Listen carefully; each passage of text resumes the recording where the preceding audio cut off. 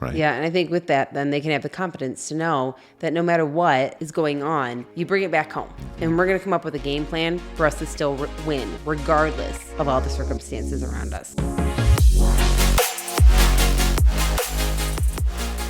Hello, everyone. We are Greg and Jacquie Francis, and welcome to High Performance Parenting, where our passionate goal is to encourage you to raise champion children in a crazy world. Every week, we will bring you multiple episodes from our extensive experience of raising our six happy, healthy, successful, godly kids who are confidently equipped to win big in life. We deeply believe that any parent who is provided with the right knowledge and continual support can raise amazing kids. And when they do, all of our futures get better. If raising up future generations of absolute champions matters to you as much as it does to us, here's how you can contribute.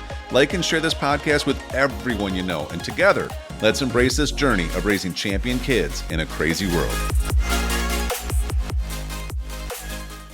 Hey guys, welcome back. Excited to chat with you guys today. We're in the studio today and excited just to chat about all good things. Hun, what should we chat about today? Well, let's talk about kids. Well, Since it is a high-performance parenting podcast. That's a good idea. I didn't know if we wanted to go off to some other tangent. Are we talking about our teenage kids today? Is that what we're doing? Yes. Well, did you hear about the teenager who failed his driving test? No. He thought it was a crash course. You're a joker. Why are we doing? A doc walks into a bar and buys everyone around. He tells the bartender, "Put it on my bill." All right, moving on. Those are good.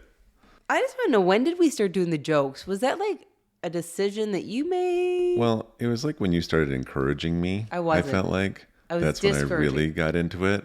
But of course, you would see it that way. Yeah, I did. All right, let's get going. What are we talking about, honey? Let's chat today about the situation that happened right here at home just about 10 minutes ago, 15 minutes ago. So the overarching topic is going to be how to try to remove pressure from your kids in different potentially pressure situations, right? Yeah, let's talk a little bit about the examples that, kids have to deal with today. And then as parents, how we have an opportunity to either kind of relieve some of that pressure or cause more, depending on our actions as adults and those that are supposed to be guiding our children. I think it's great because, the reality is we can coach on specific topics all the time, but it's just nice to be able to actually talk through situations, example by example. Right. I get so much feedback from people just saying, gosh, I love when you give examples that are like real life, real world, raw, stuff you guys are kind of dealing with, going through, how you navigate through it. And it's all of the information we've gained in practice. Yes. Yeah. Yes. Yeah, so the specific situation today, and as we kind of even just back up the last, handful of weeks, and I'm sure many other parents, this happens to them too, is that I picked the girls up today after golf practice. And of course, our girls were super excited to get out on the golf course. It's Monday. They're kind of ready to get out there with their friends. And they'd been practicing last week with some of our friends. And so they were really excited to just get at it today. And when we got there, unfortunately, the scene was this. Some of the girls that are older than our girls, tend to get upset with the coach that they have. They've had him for 2-3 years now. Yeah. And they feel like some of the things he does could be better. Our girls are new this year, don't really know any of the politics going on, don't know anything about the past. They're just a new light out on the course. And so when I picked them up today, they let me know that their coach had left practice early. And I was like, oh, that's a shame. Wonder why. And they're like, well, we don't really know why today, but what happened was last week on Thursday, our girls could not make it to practice that day, but the girls' golf coach decided to leave the girls' practice time for a period of time and go hang out with the boys' golf team and grab some ice cream, and left the girls' team on their own to just do their own practice with no guidance. So ultimately, he's working the room to try to become the boys' golf coach next year. Correct. Right. So he kind of bailed on the girls, took an opportunity during that coach or that time window, and just kind of left them. Yes. Yep. And unfortunately, some of the girls only knew he did that because they saw some posts on Right. So he says he can't be Instagram or there or whatever. something, or has to leave early, but then he goes and gets ice cream with the boys. And somebody let them posted hang out. something. So that's always interesting. And they all knew this. What a moron. I'm sorry, but geez, come on. Anyways, and he wonders why the girls don't respect him. yeah. Geez. And he didn't take them for ice cream, you know? So that happened. So they were a little upset from that on Thursday. Then today what happened is, again, he was supposed to be there for practice, and for whatever reason he stayed long enough and then ended up texting all the girls and just saying, when you're done doing what I told you need to do, you guys can leave whenever you're ready. And then the girls were like, what? Some of them ended up calling their moms, which is always the key. They always call mom. Well, but what happened was he had said they wanted him to practice certain clubs or something. Right. A couple of the girls had already said that they wanted to practice with like their, I don't know, one I think it was their hybrid. Yeah, their hybrids or something like Yeah. that. And so then they're practicing with the other clubs. Then they practice their hybrids because they need the practice. And then he comes up and sees them practice the hybrids, and literally he got upset, and then he left. Yeah. So they're complaining. Anyways, Some of the seniors are complaining, or juniors. I'm not sure which ones exactly. Yeah. Older girls. Our girls do not participate in that stuff, and they don't complain. But they got in the car, and Abby was like telling me about it. And I said, I'm really sorry that happened today. And I was listening to them, and they're saying, it's really hard to be the light sometimes when he does this kind of stuff. Because when the girls make fun of him or pick at him or get annoyed with him, we actually understand sometimes where they're coming from because we don't understand why he did what he did. I mean, even today, he didn't get them their balls, like baskets of balls that they needed to practice. He literally said, I'm sorry, I got distracted talking to somebody else, And so he puts himself in a position to lose leadership. And then all of a sudden, he gets mad at the girls when they don't want to listen to him on what they should be practicing. Yeah. And then the girls get frustrated because some of them actually are very good on the team, and they're not being coached on how to win. We have some tournaments coming up the next 2 weeks, districts, states, all that kind of stuff, and they're getting really frustrated. And, it was just one of those situations, and maybe you as parents, you can think of situations like this. I know we've had others when our other kids have played on other sports, to situations that have happened. Yeah, it's tricky, because you end up, and the reality is, we're learning this more and more as our kids get a little bit older and engage in more things, but whether it's just a teacher who probably isn't the most effective teacher, or it's a coach who probably really isn't the most effective coach, and it's a reality. It's not just a parent complaining. It's like these kind of examples, are obvious. Point They're that very out. obvious, yeah. But then how does your kid navigate it? Correct. Right. That's the thing. How do we help them stay on track? How do we help, because we teach our kids to honor coaches, but then when the coaches are being dishonorable, right. How do we guide them into handling that? So you want to talk about that? Yeah. So getting into it today just a little bit is, obviously we got in the car today, and one of the biggest things that we've kind of learned through the years, and again, we've done it wrong, is at first when our kids were younger, maybe they got in the car and we kind of would add to the stress level, wonder why it was going that way, ask too many questions, get upset ourselves, maybe voice our emotions before we really thought it through, or even took the time to contact the coach ourselves to see what's going on.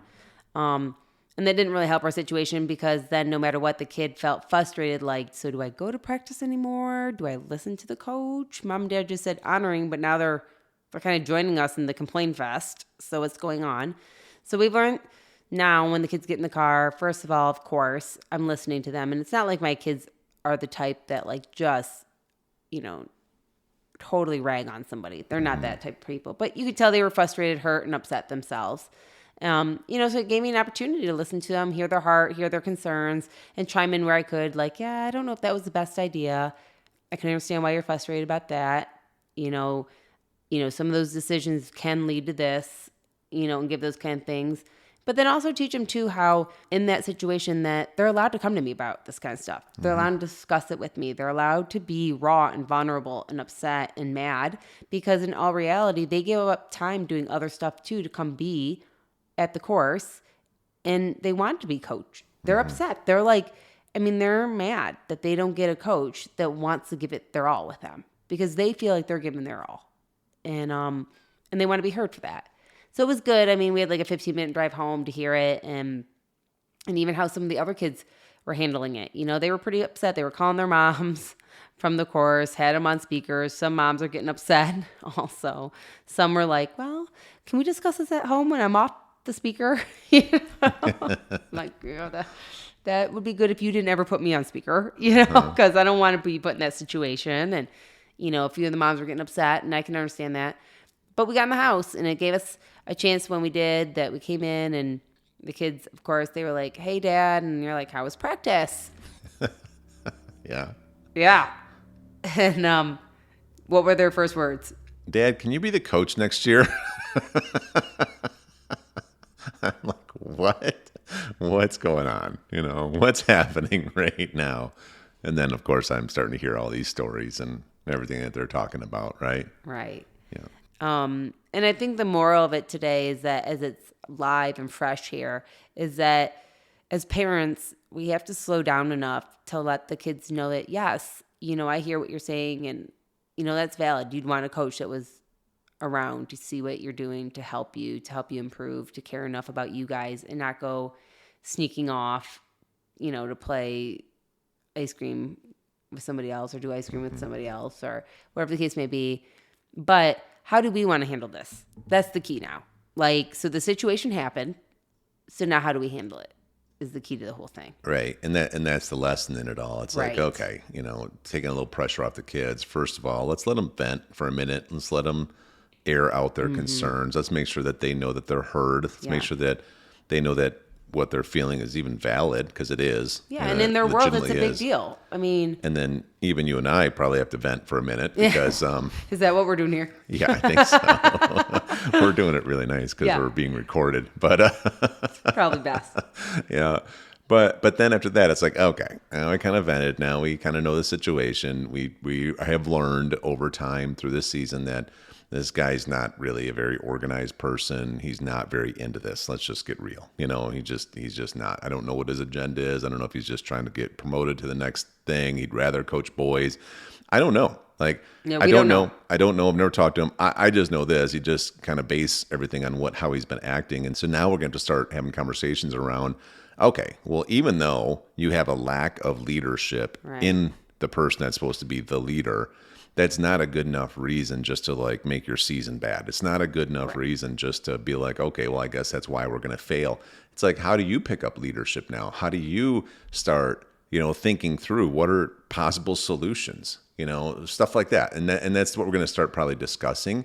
You know, how can we get more organized to get the golf balls? We need to get them. You know, how do we start working with the people that he gets the golf balls from or the tokens from and work our way in relationship? That way he never holds us up again, you know, whatever. I mean, we'll start talking through those kind of things. So. Right. I think it's a great opportunity because in the next day or two, we'll sit down with our kids and have a game plan.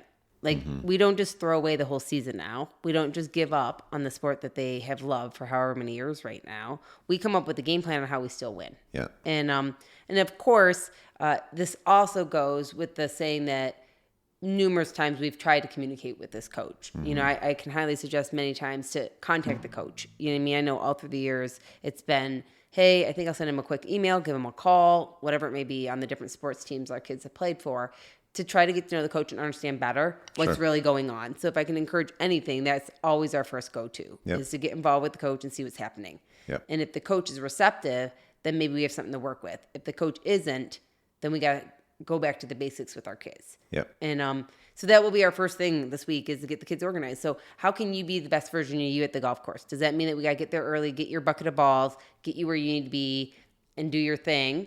And regardless if he shows up or not, doesn't dictate whether you have a good practice. You have a good practice regardless. Yeah, because the reality is, through multiple seasons in their life, they're going to be put in positions to be on some form of a team doing something, whether it's a business or a project or a sport.